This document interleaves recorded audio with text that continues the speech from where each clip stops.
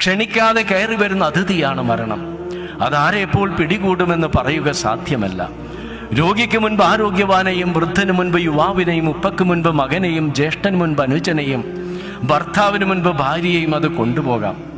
അതുകൊണ്ടാണ് നബി സല്ലല്ലാഹു അലൈഹി വസല്ലം ഉണർത്തിയത്, ഒരിക്കലും മരിക്കാത്തവരെ പോലെ നിങ്ങൾ അധ്വാനിക്കണം.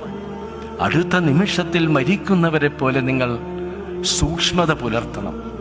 മരണം മറ്റുള്ളവരെ തേടിയെത്തുമെങ്കിലും നമ്മളെ തേടിയെത്താൻ ഇനിയും സമയമുണ്ടെന്നൊരു തെറ്റായ ധാരണയുള്ളത് കൊണ്ടാണ് ഉപ്പയോടും ഉമ്മയോടും കൂടപ്പിറപ്പുകളോടും ഇണയോടുമെല്ലാം നാം പരുഷമായി പെരുമാറുന്നതും അവഗണിക്കുന്നതുമെല്ലാം.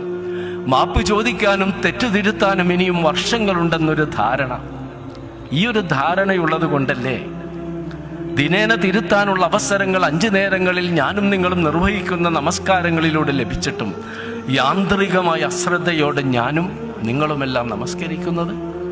മരണം അടുത്തൊന്നും എത്തില്ല എന്ന തെറ്റായൊരു ധാരണയുള്ളത് കൊണ്ട് തന്നെയാണ് നിയന്ത്രണമുള്ള, കാരുണ്യമുള്ളൊരു മനുഷ്യനായി തീരാനുള്ള പരിശീലനം ഓരോ വർഷവും നാം അനുഷ്ഠിക്കുന്ന വ്രതാനുഷ്ഠാനങ്ങളിലൂടെ ലഭിച്ചിട്ടും വ്രതാനുഷ്ഠാനങ്ങൾ വിട പറയുന്നതോടെ പഴയ കുത്തഴിഞ്ഞ ജീവിതങ്ങളിലേക്ക് ഓടാൻ ഞാനും നിങ്ങളും വെമ്പൽ കൊള്ളുന്നത്.